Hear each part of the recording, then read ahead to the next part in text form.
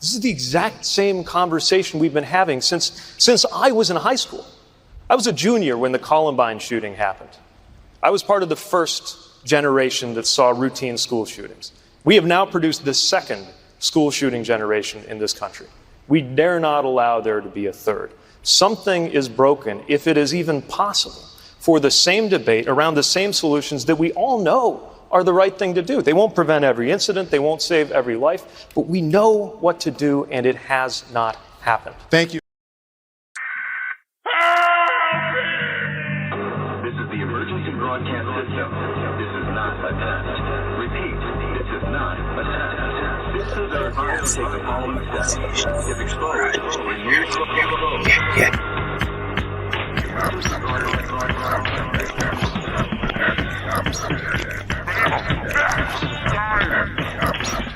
Podcast for the curious mind. I don't know what that means. Podcasting live from a German-made microphone high atop Sioux Nation. I am Corey here with Clemens on Sunday morning. How you doing, bud? Good. How are you? I'm doing pretty good. We have Tim Tate with us today. Interview with Tim Tate. Yep. I think it's like 3:00 his time over there in the UK. So, but he is a investigative journalist. And did you watch that documentary that had been uploaded onto YouTube, Conspiracy of Silence? Yes. Yes. So he's the one that put that all together. So I'm just excited to get his take, because we've been down a dark little rabbit hole last couple of days. It'd be nice to get a different perspective for sure. Yeah. So maybe a different feel on things, on how everything happened. Yeah, his perspective on it anyway. Yeah. So, well, without any further ado, Tim Tate. How's it going, sir? It's going very well, thank you. How are you? Oh, we are thrilled to have you on this show with us, Tim. Thanks so much for coming on, especially on short notice. We've been going down. I just discovered this story, the Franklin cover-up, literally 2 weeks ago.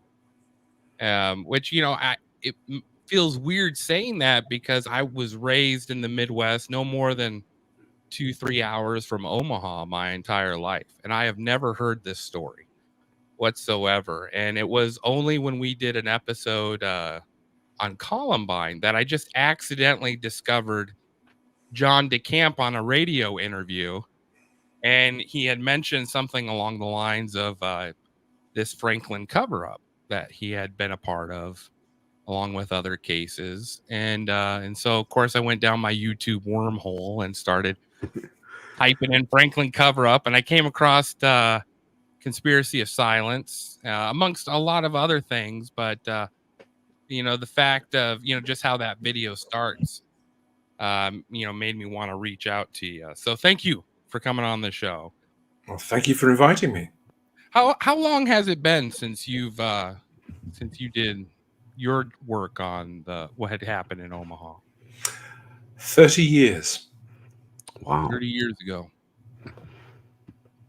Yeah, I was excuse me, I was a youngish then producer for British television, the best documentary production company in the world, I think, at the time. And in 1993, we started making Conspiracy of Silence. And so that is 30 years ago. It's in fact almost to the day 30 years ago since we first went to Nebraska, to Lincoln, and to Omaha. I'm so sorry your experience of the United States had to be at Nebraska. I have to say, I like Nebraska. I've worked in the US for the best part of 40-something years, and I worked there most years. And I love the US. And actually, I liked Nebraska. I love the Midwest. If you just come to South Dakota, it would have been 10 times better. It would have blown you. I've never been to South Dakota, I'm afraid. No, that's where I'm at. I'm in Sioux Falls, South Dakota, not too far away. What company were you working for, or was it your company? Or No. You have to forgive me to acquaint your listeners, viewers, with a brief history of how British television worked then. There were then 4 channels. The BBC had 2 channels, and there were 2 commercial television stations, television networks. One of them was called ITV, Independent Television, and it was a network of 15 regional companies, each having the license to broadcast in their area, and which came together to form the network. So that some programs, particularly in peak time, were networked. And the company I worked for, Yorkshire Television, was one of those 15 franchise holders. It produced an enormous amount of television for the network, but it was most famous, I think, for producing high-end documentaries. And as I said, it's in my experience, and I was in the business for a long time, it was the best place in the world to make serious films. And the main series we made for ITV, Channel 3, the main commercial network, was something called First Tuesday, and it had, if you viewers look it up, you'll see First Tuesday won awards around the globe for much more than a decade. Very good, very serious films. However, the British government, in its wisdom, decided to change the rules for commercial television. And in 1993, just as I finished a big film for First Tuesday, the rules changed, the whole network changed, and the way it was organized changed, and First Tuesday as a series was ended. However, Yorkshire Television did a deal with the Discovery Channel, Discovery US and Discovery Europe, and Discovery bought First Tuesday as a brand. They bought us, essentially, to make what was initially slated to be 13 one-hour films for transmission on the Discovery Network. And the first film it commissioned was mine, was Conspiracy of Silence. We sat in a pitching meeting with the executives from Discovery, and I said, I have this story. This is what's been sent to me from a freelance journalist I've worked with in LA. It's about the abuse and exploitation of young people, both in Nebraska and centering on Boys Town, America's most celebrated, famous charity, and then spreading out so that it reached the edges of the White House. Had you done episodes like or shows like this before, dealing with corruption with children, or was this the first time you were? No. Oh, okay. No, I'd made a number of films, and indeed at that point written a couple of, I can't remember, it was 2 or 3 books dealing with investigating the appalling things that adults do to children. And so that's one of the reasons why this freelance in LA thought of me. He said he'd been working on the story. Was I interested? Well, yeah. So we pitched it to Discovery, and I can remember word for word what the Discovery commissioning executive said when we pitched it to her. She said, it's got politics, it's got pedophilia, it's got everything. And they commissioned it on the spot.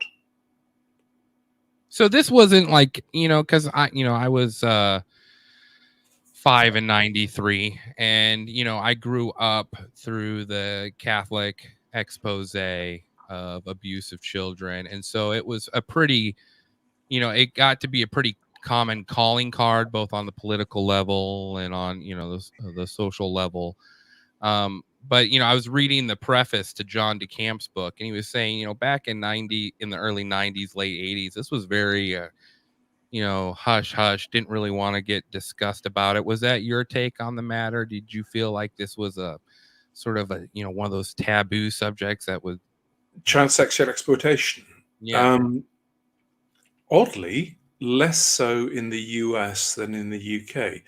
Generally, as a rough rule of thumb, the US nationally was then probably 7 or 8 years ahead in terms of investigative effort of where we were in the UK. In the UK, I mean, there was virtually no serious law enforcement investigative effort going on. At least in the US, the FBI, for what that was worth, the US Customs had a specialist unit, so did the US Postals, and were doing very, very good work, very particularly in dealing with and investigating what we now call indecent images of children, what was then called child pornography.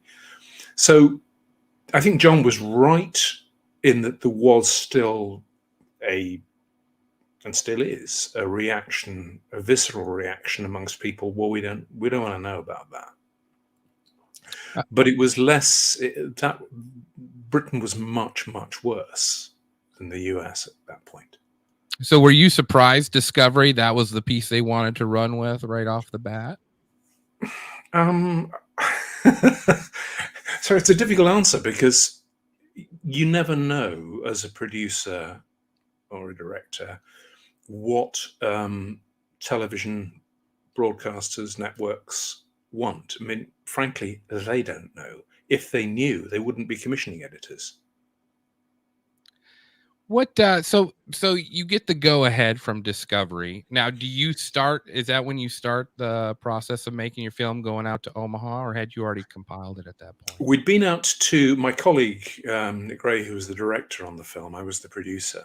He had been to meet John DeCamp, I think, before we sat down with Discovery. That would certainly make sense. And John had assured him, yes, I can help you. I will definitely want to help make this film because I think it's an important film to make. But once Discovery gave us the green light, and indeed began paying the money for the film and for what it's worth, the budget, I think, from memory, was around $250,000, which in 1993 was no small change. We flew out, Nick and I flew out to Nebraska, to Lincoln, and I particularly set about meeting all the key figures in the story, and crucially,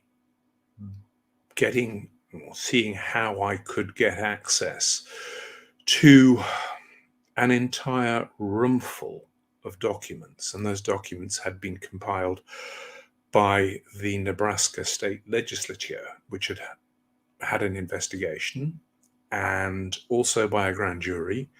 And all of these files were locked away, and I managed to get access to them and copied every last page, and also the videos and audio tapes which had gone with them. And doing that showed me that what the complainants were saying was factual.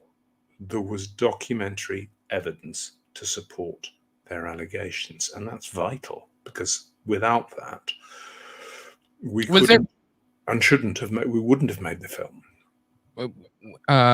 Did you go into it with the mindset that there was probably that this was going to end up as you found out through the documentation, or was this sort of like, hey, maybe this could be a whole made up thing? Because according to the press here, it was an elaborate hoax. You have to be careful with that phrase. That was a quote from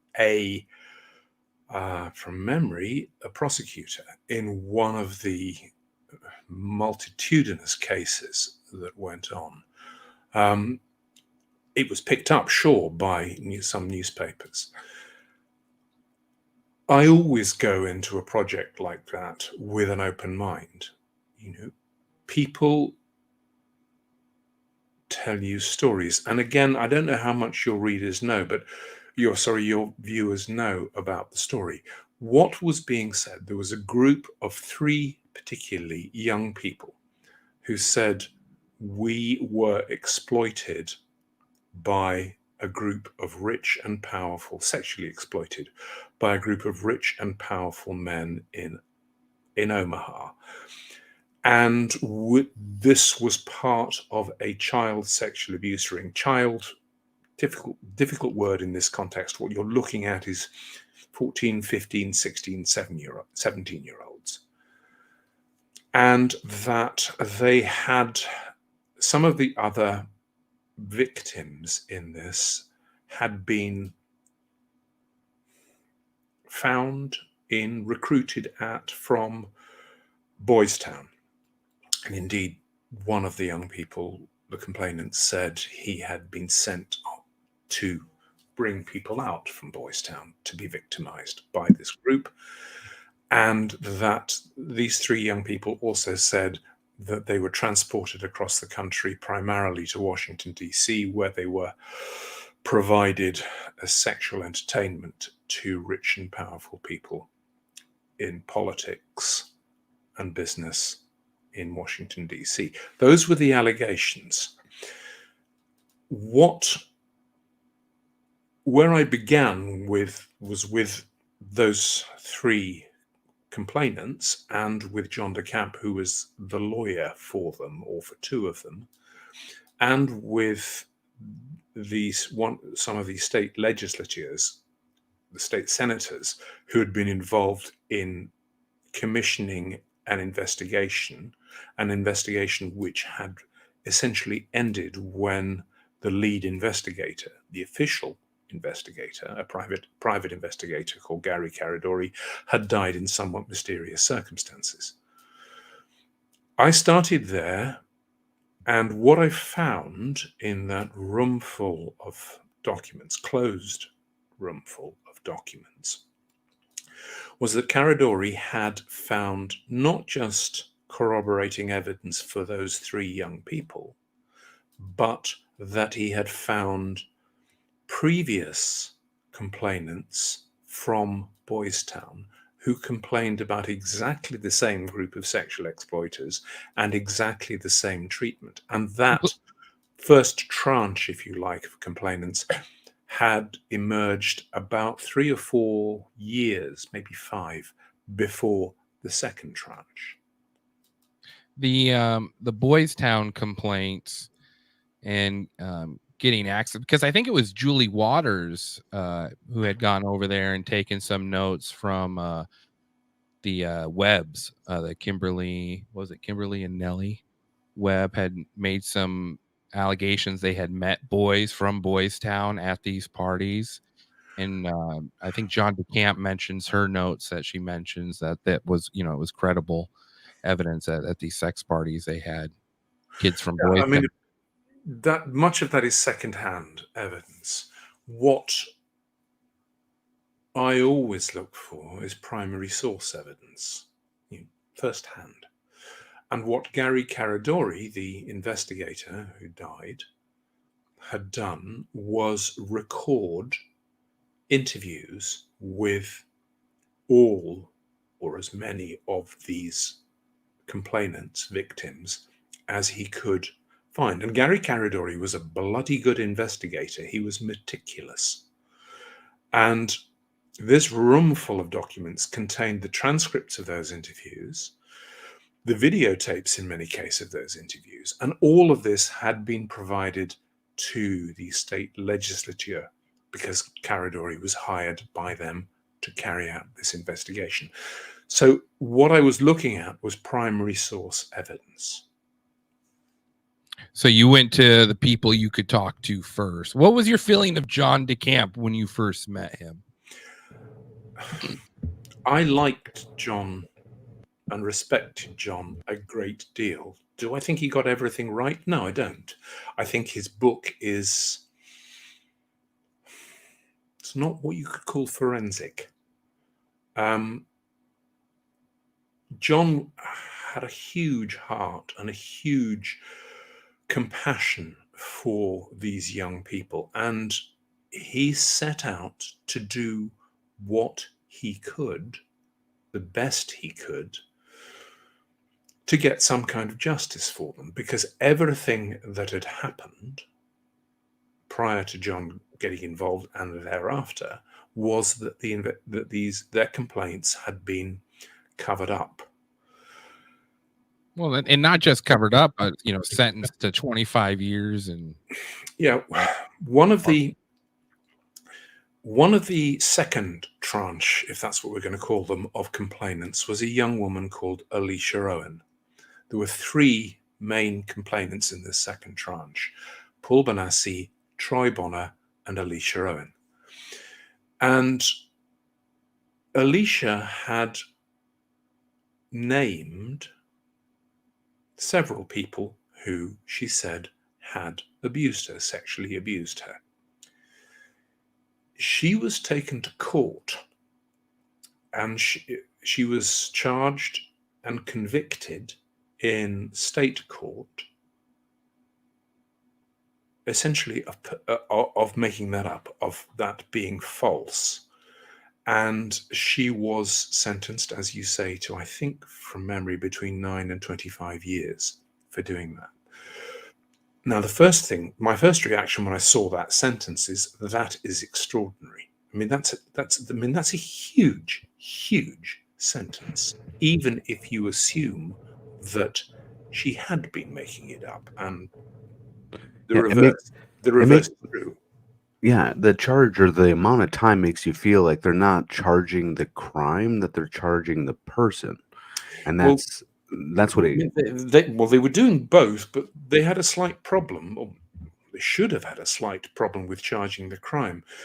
Alicia was asked on the stand, or instructed on the stand when she was giving evidence, to name her abusers, and that's what she did, and that's essentially what she was convicted of doing wrong. The problem with that is that the law in Nebraska says that she had to name her abusers. How do I know that? Well, because John DeCamp wrote that law. He was a state senator and wrote that law, and it was accepted as it became law in Nebraska. So essentially, this huge sentence was for a crime which didn't exist. So you call Boys Town first? No, the first thing I did was go to try and find the complainants. So Paul Benassi, I spent a long time with. I spent some time with Alicia Owen, and it quickly became apparent to me, and I think anybody else who looked at this, that the key to this, the key to understanding what had gone on, what had happened, and then how it had been covered up, was the third complainant, this young man, Troy Bonner. Troy had made sworn statements, naming the men who had sexually exploited him and confirming Paul Benassi's story of exploitation and Alicia Owen's story of exploitation, confirming it from having witnessed it. Troy had then been induced to recant his testimony. And that's why he was, in my view, crucial. Because if he stood by that recantation, then the story or the allegations become a little less credible, don't they? So I went to find Troy, and it took a while, and it took a much longer amount of time to gain Troy's trust. Troy at that point was two things. The first is that he was very seriously and heavily addicted to drugs. his version is that he had been fed those drugs at parties, and that's how his addiction had started. I have no way of saying whether that's correct or not, but he was a drug addict, and I know that because I witnessed him hunting for supplies. How much time did you spend with Troy? Oh, weeks and weeks and weeks. The second thing you need to know about Troy at that point is that he was absolutely terrified. He was terrified, and this is the story he told me. I was threatened by the FBI, amongst other people, to induce me to recant my evidence. And they threatened me that if I didn't, they would arrest me, send me to jail, and I was going to die in jail. This is while you're in Omaha doing the discovery. Mm-hmm. And my argument, I suppose, to Troy was, well, first of all, you need to tell me the truth now. And he said very plainly, the truth is what I said originally was correct. The abuse happened, the exploitation happened.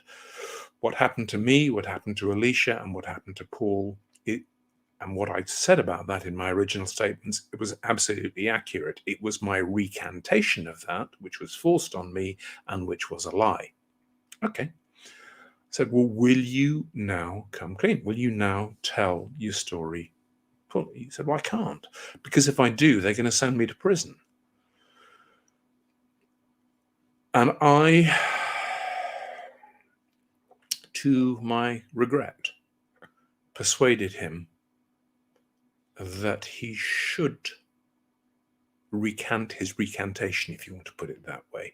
And my argument was very simple. I said, once you go public and tell the truth once and for all on film, and it's broadcast on Discovery all across the US and Europe, there is no mileage in harassing you.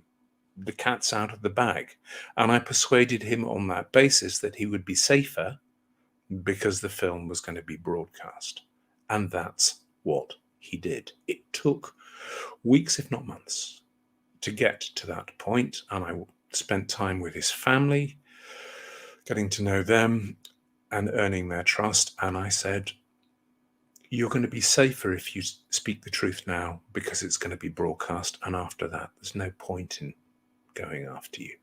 You with his parents, his parents, his mother and his mother and his sister and his brother. I spent a deal of time with them.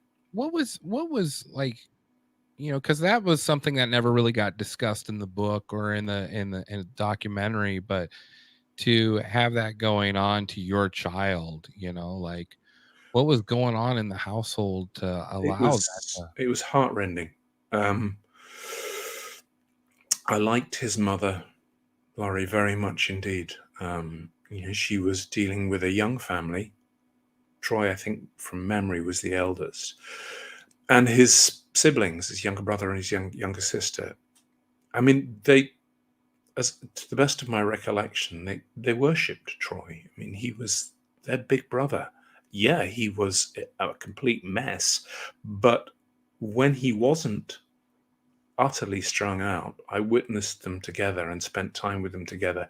He loved his brother and his sister and his mother, and they adored him.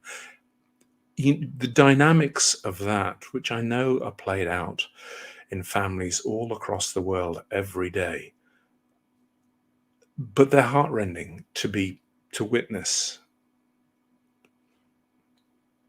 Do you because his exploitation started quite young too as well, didn't it? I'm dredging my memory 30 years. I think it's mid-teens from memory, 14, 15, something like that. So and you got him, you spent a couple of weeks. Oh, go ahead. Oh, much more. I persuaded Troy to tell the truth. And you always have a doubt in your mind. If you don't, you shouldn't be doing my job. That, really the FBI lent on you? Why would it do that? And then I came across a recording a tape recording which Gary Caradori had obtained. And it was a tape recording of a phone call that the FBI had set up. And the FBI had hauled Troy into the local FBI office in Omaha and got him to phone Alicia Owen, who was then being held on remand in prison. And the purpose of the phone call was for Troy to tell Alicia, yeah, you know we made all this up. You know it's time we've got to tell the truth. And Alicia's reaction is priceless. She says, what are you talking about? And the reason it's so significant, and the reason I know it's an FBI phone call, an FBI taped phone call, is because the FBI agent introduces himself at the start of the recording and says, this is Agent so-and-so. This recording is of Troy Bonner calling Alicia Owen, and there's a date. So I knew it was, this is cast iron proof of what Troy was talking about of the FBI putting pressure on him to knock the whole story down. Well, and there's a part in that recording too where she's like, tell me what I said that wasn't true. Mm-hmm. And he's like, and you can hear him break at that point. And he's like, everything was true. Everything he said was true. And then, then he has to resort back to trying to get her to admit it was a lie. Yeah, it's he's got an FBI agent sitting on his shoulder. Yeah. So he's stealing. And do you know when that call was recorded? Was that 89, 90? It was right before the grand jury, wasn't it? I did know when that was recorded at 30 years distance. I'm sorry, I can't tell you. Watch the Conspiracy of Silence. It'll tell you there. I think John DeCamp is the one that presses the play button on that. I mean, in the film we played it because when I found the tape, I remember saying to you, Nick, my colleague, dear God, this is awful. And we decided that because John didn't know anything about it.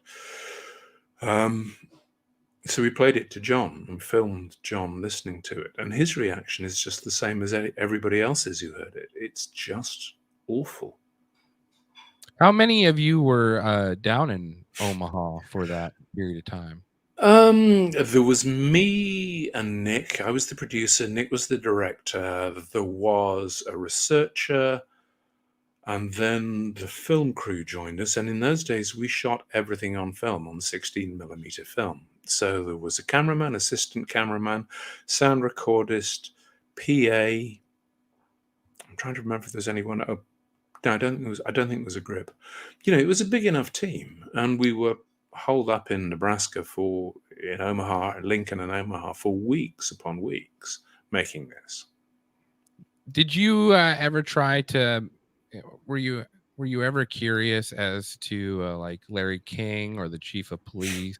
Or talking to any of those people, or were they just trying to distance themselves as much as possible? Well, King, I'm going from memory. King was in prison at that point. Larry King, who was allegedly the spider at the center of this exploitation ring. King was a very prominent Republican. He was in the 80s, the late 80s and early 90s. He was the great black hope of the Republican Party. And he'd used the credit union in Omaha as a vehicle to worm his way into Boys Town and to business and political circles, both in Nebraska and across the country. But he was convicted of what amounts to fraud and was serving time at the point where we were making the film. So there was no way I was going to get to Larry King. All the other people, the police chief, the newspaper columnist, the very rich businessman, yeah, of course, it's standard practice it's not just standard practice, it's required that we contacted them, we tried to persuade them to talk to us, we tried to get them to answer the questions. And in fact, I think it's in the film. One of them, I doorstepped and said, come on, tell me the truth. And he just wouldn't talk. So, yeah, of course we did. Tony, now after you had spent time with Tony and then got him to get on film. Troy, you mean? Or Troy, I'm sorry, Troy, yes. Once you got Troy to get on film, like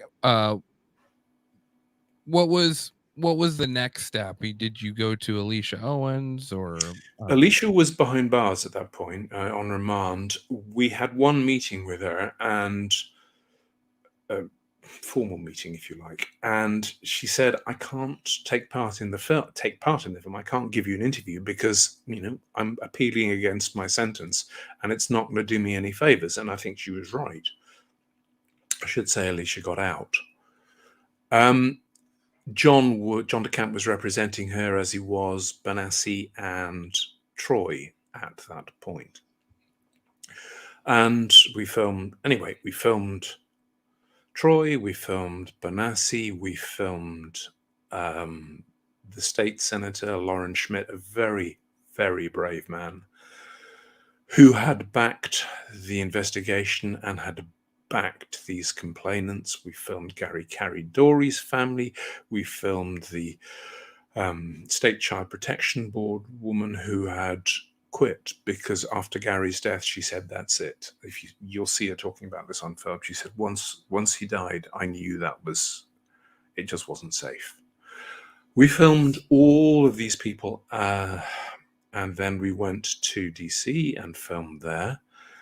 And we ended up with a very large quantity of rushes, of 16mm film rushes, and brought it back to England, to where we began assembling it. And at each point in this process, we kept Discovery informed. We said, this is what we've got. This is the story so far. This is the evidence. And I also shipped back copies of those roomful of documents because under our contract with Discovery, we had legal responsibility. It was my job as producer to clear this through lawyers so that, crudely, for essentially libel insurance purposes, we had a clean bill of health from lawyers in the UK, and English libel law is the most draconian in the Western world, but also a top set of libel lawyers in New York for the US. It was my job to clear that, and that's why I needed all these documents. So I shipped all of these copies back. It was an entire wall in our office filled with these documents. And while I was working through that, working on the script, Nick, my colleague, was in the edit suite. Edit suites in those days, I know, we all know now, we all do it on computer. We cut films on computer. It's quick. In those days, no. We're dealing with 16mm film. You're talking about a huge cast iron machine called a Steenbeck, which runs reels of film and runs separate magnetic reels of audio tape. And we began putting together what's called, in the trade, a rough cut. And we made that rough cut. And the rough cut is what we see on YouTube. Mm-hmm. Yep. And we delivered that rough cut. And the normal process is you take the rough cut to the broadcast, the network, in this case, Discovery. And they'd say, well, yeah, but have you thought about this? Maybe that. Maybe could you do that? Could you change the script there? Can you? And that's normal. That's the normal process. And you then take that back and you spend another few weeks fine cutting. And when you finish the fine cut, normally, you show the fine cut to them and they sign off or ask for a couple more tweaks. And then, because this is on film, it goes to something called neg cutting, which is the final stage, and it produces a beautifully clean, fully finished film. We never got there. We showed the rough cut to Discovery. My colleague, Nick, showed it to them. I was in the edit suite, and I remember him ringing me. And he said, they've cancelled the film. They've What was your gut feeling when you heard that? It's like a punch in the gut. My instinctive reaction, apart from why, what the hell's gone wrong, what's the reason they're giving, and I'll come back to that in a second. My instinctive reaction was, oh God, I promised Troy that he'd be safe because the film was going to be broadcast. The reason Discovery gave to Nick, or so Nick relayed to me, and Nick's a very good and experienced and honourable man, was, and I quote, "We seem to have gotten into an investigative area which is inconsistent with Discovery's mission statement." End quotes, period. They should have known that, like, while you've been updating them this whole time, though. Like, because they knew what the film was about, like, throughout this whole time, right? They knew it from the moment I pitched it. Remember their reaction? Yeah. It's got politics, it's got pedophilia, it's got everything. They knew it at each stage because we kept them updated at each stage of the research, of the filming, and then during the edit. They knew this all the way through.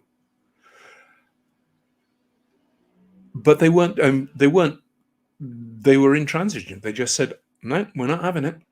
What's their mission statement? What's their mission statement? Or who got to them is what I'm thinking. Well, yeah, that's a whole separate conversation. But the deal that they insisted on was that they handed everything, the rights to everything, every last millimeter of film, every last piece of audio tape, every last piece of paper, was all handed back to Yorkshire Television, the production company. And the deal was, you can sell it to somebody else. You can finish this film, sell it to somebody else and I'm sorry, we will pay you. They paid the $250,000. The sole condition was that we never associate Discovery with the production. Has that happened in other areas where, I mean, not even controversial, but just like a studio buys an idea and then they're like, it's not going to work, but we're going to pay you back for everything that we promised? Is that normal? Well, it's never happened to me before. You hadn't heard it happen to any of your other colleagues either, have you? Like along those lines? I mean, no, there's a caveat to that. I made other films about child sexual exploitation after that for British television. And child sexual abuse and exploitation is an incredibly emotive and sensitive subject. And I had in two other films, I had not quite as extreme problems, but similar problems with both Yorkshire Television and also then with one of the networks saying, oh, no, we shouldn't do this. We've changed our mind. And it didn't make any difference. The films went out and indeed, in one case, won an award, a big major award. But this was the first time I had a major international network saying, we've got cold feet. And you can have everything back. We'll pay you, just never mention our name in connection with this production.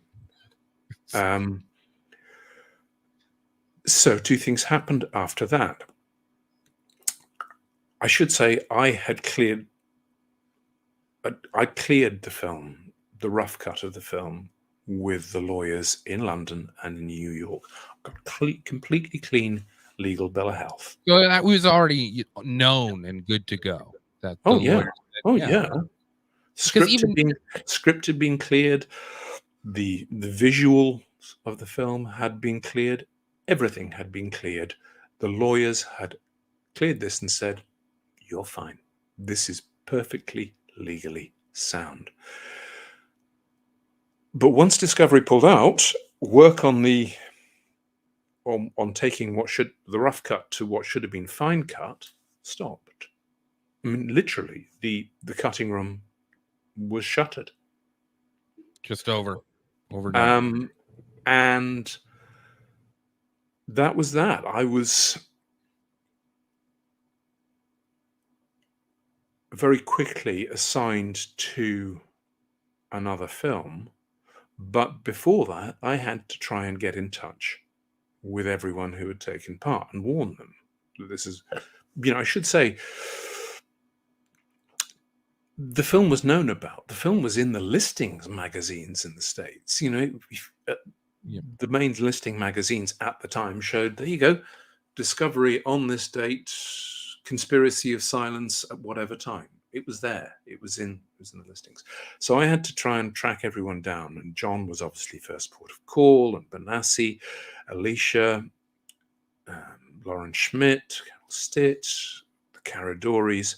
The one person I could not find was Troy Bonner. Troy disappeared. Have you ever heard from him again, or? Troy died, I think from memory, 8 or 9 years later. Somewhere on the other side of the country. But from the moment that word got back to Nebraska that the film was cancelled and was not going to be broadcast, Troy disappeared. And I could never find him. I never spoke to him again. I wish I could have done. Why does that one? I mean, why does that one stick with you the most? Do you feel? Because Troy died, and because I made a promise. I made a promise. I said you'll be safe, and he wasn't. It's such a horrible thing that happened over there, and then the after effects of that are lifelong, and it's amazing how many people it affects.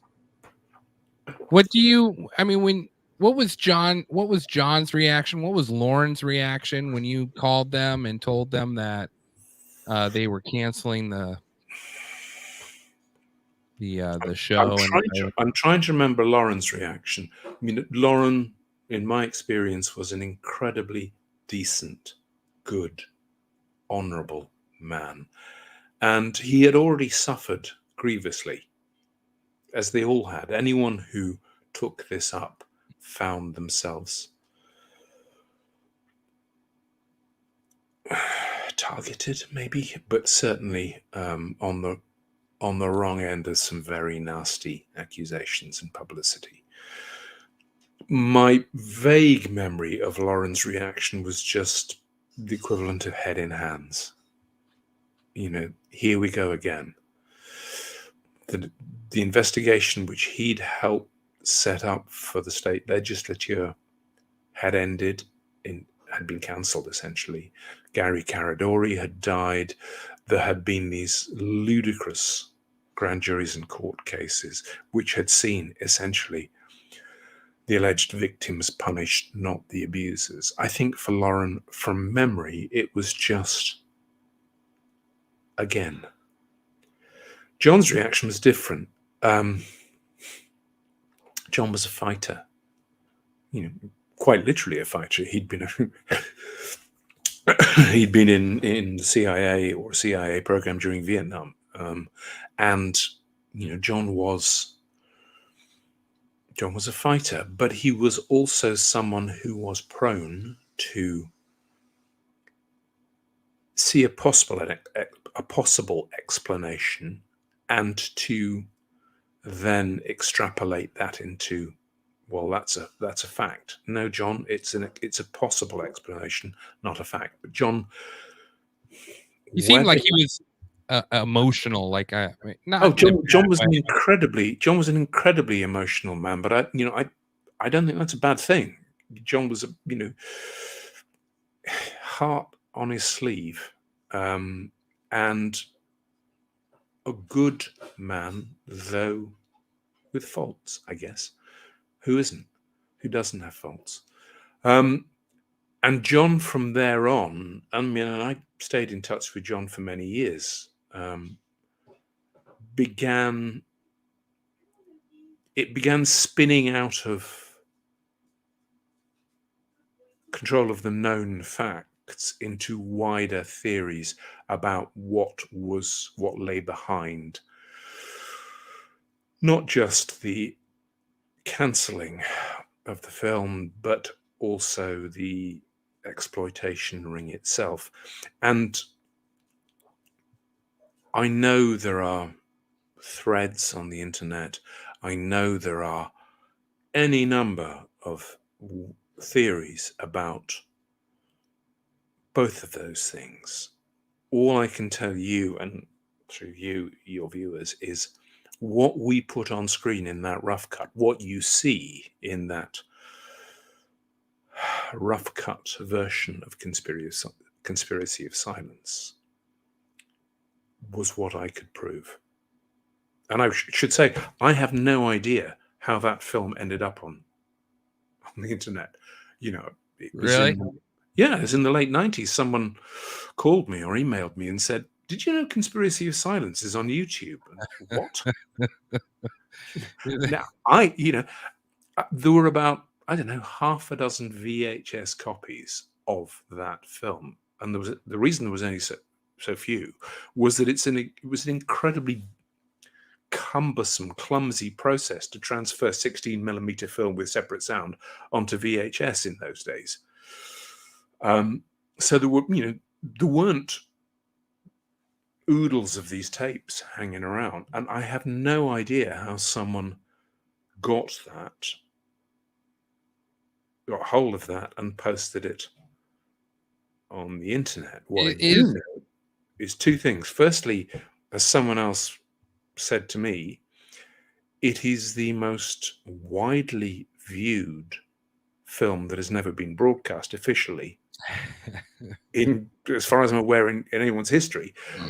And secondly, a lot of the conspiracy theories which have grown up around it have no basis in any fact that I saw. I think it's a beautiful thing the internet has done for us, is over these areas that have been hidden that no one would have ever have seen, or even if it had aired in 93, who knows how quickly it would have been tamped down. But now it's available for anyone to watch for free, and they easy access. And I mean, you have been studying, or not studying, but investigating child exploitation for quite some time, and 30 odd years. Yeah. And it has to be, there has to be some reward to seeing, like the Epstein Island thing blowing up, and, these people that are involved in some of this exploitation, that are using their power to gain access, being exposed more so than before. I think the Me Too movement is, it's a very positive step forward, not just for young people and children, but for women and for the creative industries. We've seen Harvey Weinstein. We've seen that whole thing. It has, if you look at it with a positive spin, if you like, it has been, it's come out of the closet. It's now something that's talked about. Unfortunately, I think that's too positive a spin on it. Yes, sometimes it does, but it's rare, And what tends to make the difference is the difference between something getting publicized and talked about and something remaining hidden or brushed under the carpet. What makes the difference is celebrity. And I think that's incredibly dangerous. Child sexual exploitation, child sexual abuse takes place day in, day out, the world over. And the vast, vast, vast majority takes place within extended families. And it takes place in utterly banal settings between people who are otherwise unremarkable in any other way. The victims of that are never going to have their Me Too moment because neither they nor their abusers, alleged abusers, are celebrities. And that's bad enough, but at the same time, you've had an explosion in the ease with which abusers and exploiters can gain access to children and young people and exploit them.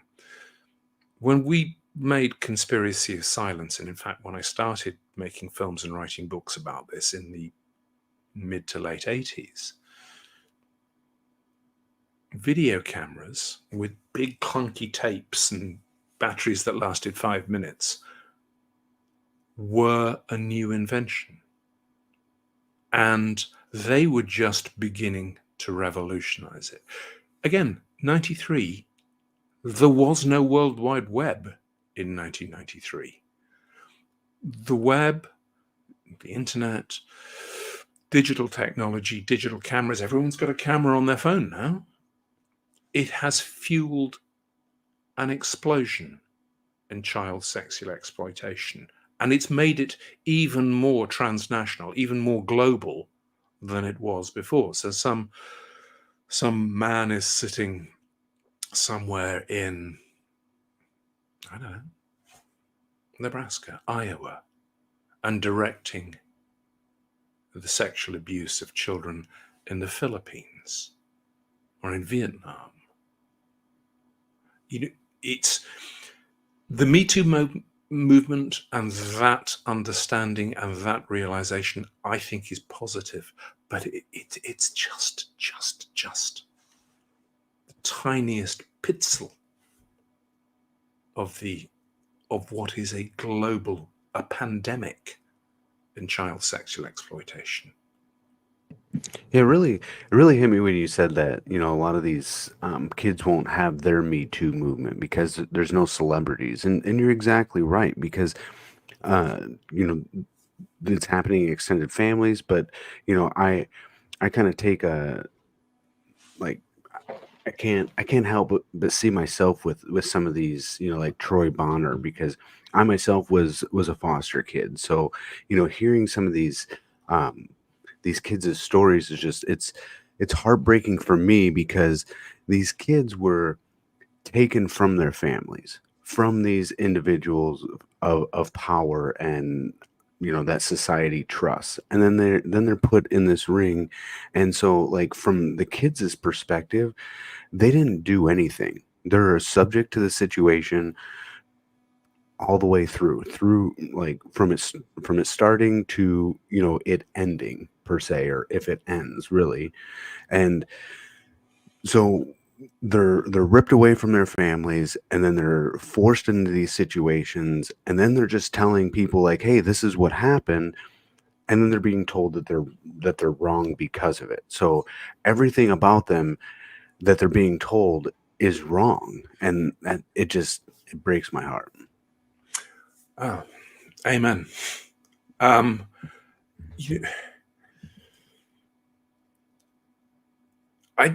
There's a test, I guess, I would apply, which is, we're 30 years on from Conspiracy of Silence, from Nick Gray and I going to Nebraska and trying to tell people what allegedly had happened.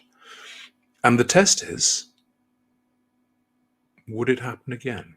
Would that same situation happen again? Or have we learnt enough? Has the world changed enough? And I think from where I sit, the answer is no. It's not just would happen again, but I'm sure it does happen again. They learned how to cover it up better, is what happened.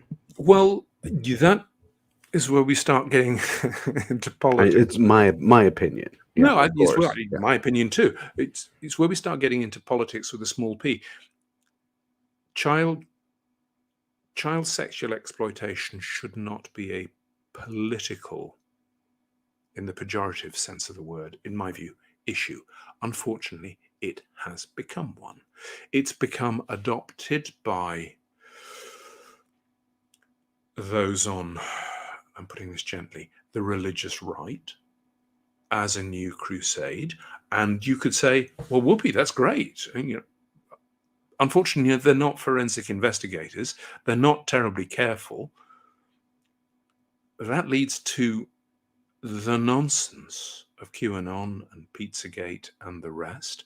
But equally, it causes a backlash. And every time, I've seen this for 40 years, every time that we take one step forward in the understanding, the public understanding and exposure of the nature and extent of child sexual exploitation, there is a public backlash, and it's a backlash fueled by appallingly bad reporting and people's visceral instincts. And their visceral instincts are saying, I don't know about this.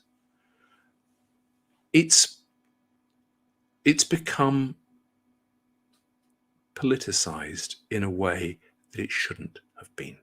And that ultimately does not help the victims.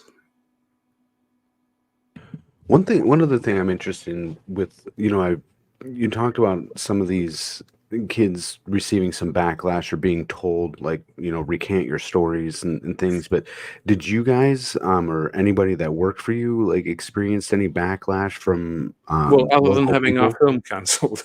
Yeah, while you were in Nebraska and things. I've been asked that before, and the normal question is, did you or the crew feel threatened at any point? The only time, and I have no means of proving this, that we felt threatened or felt worried was we believed we were being followed at one point. And that happened. It appeared to be very obvious. It wasn't what you could call subtle. It was the same car appearing beside us, behind us, in the same locations across several days. That happened after I pushed the FBI to, because I said to you, obviously called the FBI and said, we want to talk to you. We want to hear your side of the story. That is the closest I felt to being threatened. Quite a strong word, but I can't give a better one at this point. But we got to go home. I got to go back to England. I got to go back to my kids and my family, and Troy didn't, and the others didn't get much out of it, if at all. 30 years, later, and you're still doing. Are you still doing investigative journalism then? Mm-hmm. Yeah, I retired from television in 2016. Though I still do some television on a consultancy basis. I write books. I've just delivered my 19th book to my publishers, and I do that largely because I like writing, and I like writing books, and I like digging around and being a troublemaker. I plead guilty to that, but also because book publishing is pretty much the last place you can do this now in Britain. The television networks don't want serious investigative journalism. Not much. They might, take a little bit here, a little bit there, just to burnish their credentials every once in a while. But the industry I was lucky enough to work in for 30 odd years, where we wanted to do this, we wanted to tell difficult stories, we wanted to open people's eyes, and we were encouraged to do that and supported in doing that. That's gone. I don't know what it's like in the States now, but it's very similar. It's very similar. The transition to pop politics is, what I call it, is much easier, less work, and then and cheaper. It's really cheap to put three people in a studio together. Hello, there's three people in a studio together. Yes. Following the model. There you go. It's a lot cheaper to do that than put a film crew on the road for 2 months. Yeah. When did you start to see this transition? 1994. That's when it started. It didn't. Things don't die immediately. There's no quick death, but serious investigative journalism on television in the UK, again, I can't speak to the US, died a slow, lingering death. Until by really 2008, 2009, it was gone. At that point, I started making films for Al Jazeera, Al Jazeera's English network, which is broadcast globally, and they still had then a commitment to serious investigative journalism. There was no money to make them, but we made them anyway. But it was an outlier. It was a last bastion of investigative journalism. And I know this because I'd made films for all the networks in the UK before that, all of them. And I had a story which I pitched to all of the main networks, BBC, Channel 4, Channel 3, about Boeing and about its allegations that it had put into the sky 1,800 passenger planes, which it knew to be defective. And I had chapter and verse. I had the whistleblowers. I had another room full of documents, Boeing's own documents. Not one of the main networks in the UK would go near this. Al Jazeera did, and we made the film. And it's is that the 727 or 737? It's a film. You can view it on Al Jazeera and indeed on my website. I think it's called "On a Wing and a Prayer." But the reaction of one of the main commissioning editors at the main networks, the main British networks, was, "You can't go around saying things like that about a well-respected international company." I said, "Well, you can if you have the documents, if you have the evidence, if you have chapter and verse, their own documents which show this is true, then sure you can, and sure you should." But no. It's easier and cheaper to make Love Island or Say Yes to the Dress. Do you feel though, because there's definitely a need among people to, look at our, little podcast here, and we come across this Franklin cover up, but in my research of listening to other people talk about this and, listening to you on other interviews, it has this, between this type of topic and true crime, like there's definitely a market. It's just, there's no real, direction as far as when it comes to researching these projects, because journalism isn't really taught anymore. I don't know about whether it's taught in the US. I mean, I do know how badly it's taught in the UK, and yet how extensively it's taught in the UK. I mean, it's a huge irony. We have more journalism courses and media studies courses at universities than ever before, and yet, and I know this because I've been in these the teaching sessions with them, what's being taught is drivel. I think there's a fundamental problem for society. Once trusted outposts, the main television networks in the US, be that ABC, CBS, NBC, Discovery, once they stop doing their job, and our job is to tell the best version of the truth that we can, and to comfort the afflicted and to afflict the comfortable.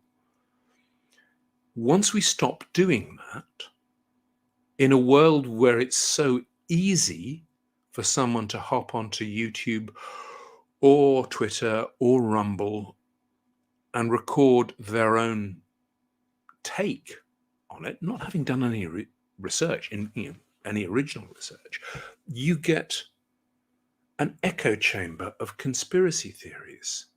And what we are doing is creating, because there is no quality control, there is no fact checking on that Wild West, and because the traditional legacy media have largely stopped doing this, people still want to know, they still want to believe and want to find out things, but who do you go to? You can't go to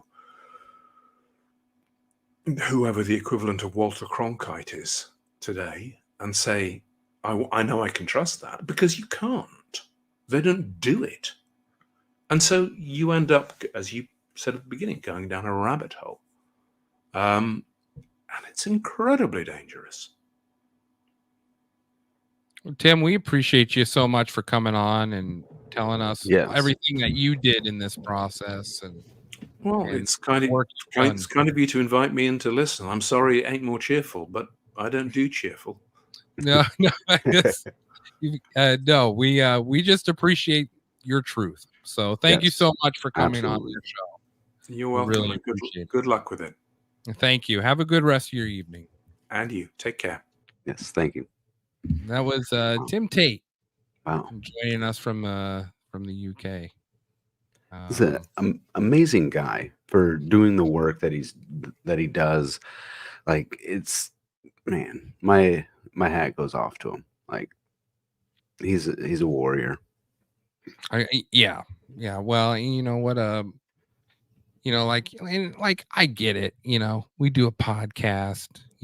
And it's it's just a small little piece, and we love all our small little listeners that listen in on us too. Yes, but it's fascinating to hear someone who had the means, who had the chance to meet these people face to face, and I mean, his gut didn't say that they were lying. So I think in the end, there's a lot of truth to what happened in I know. It made me think, like, May was in the back of was on my shoulder on this episode when he, because all I could hear is like, oh, we should look at where the money went, because with his documentary getting shut down, it's like, to me, it almost sounded like somebody got, like, I don't want to say Discovery got paid off, but money usually talks. Like Yeah. It has that it has that direct feel, like, oh, who got paid? We don't want to upset you. We know you already paid for this, so we're going to pay you back. Let's give you a little extra. Yeah, and not to mention, like, they knew what this was about, like, from the beginning. Like, that's what amazes me is, like, this. They knew why they were there. They were thousands of miles away. They were paying them to be thousands of miles away, and they get all the work done, come back just to be like, oh, actually, we're going to go a different direction with this. Not quite up to our mission statement of not pissing off the U.S. government. Right. It's like, what? Like, oh, I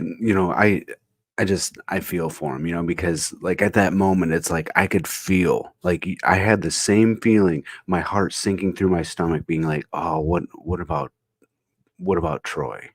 No, like, it breaks my heart. Yeah. Yep. It was, yeah, and I think you always have to look at the positive. You Yeah. always have to believe there's a positive. I mean, that's the whole. Well, that's why we're talking about it now, is to get the story out there, to be like, hey, what this man and his team found is truth. Like, just like he said, everything that is in that, conspiracy of silence is what he could prove. So it's like you take that and, nobody wants to fill in the blanks, of course, but we can anchor in what truth is there. Yep. So, And like, stuff John DeCamp found, with Kathleen Sorensen and Julie Waters and, yeah. all these other Rusty Nelson, and all these other people, who knows, what they were truly doing at all of these parties. But we do know that it's like you said, the core of it is anchored completely in truth. The fact that Alicia Owens, Paul Bonacci, and Troy, I can't ever remember how to pronounce his last name. Bonner. Bonner. These stories were true, and we talked to the guy who sat there and talked to him. So once again, huge shout out to Tim for coming on Phantom Facts and giving us his take. Yes. Yeah. Absolutely. Next week, going back to Columbine. Traveling back to Colorado. Going back to Colorado, going across the border. We're going to go into SSRIs. Yeah. Very interesting. Yes, very interesting indeed. Because this all came from Columbine. So I think we wrap up Columbine, as neat as we can before going on to our next subject. So, all right. Well, sounds good. Thank you, Phantoms, for joining us today. Thanks again to Tim Tate. We'll link the video, Conspiracy of Silence, that's found on YouTube, in the show notes on your podcast player and on the uploaded version of this interview coming in a couple days. So be on the lookout for that, or just Google it yourself, Conspiracy of Silence. Follow us on Twitter X, formerly known as Twitter, Phantom Society, at Phantom Society. TikTok, we're on TikTok, and here on YouTube. Thanks, everyone. Have a good night. This is the emergency broadcast system. This is not a test. Repeat, this is not a test. This is our advice to take the following steps. If exposed, remove the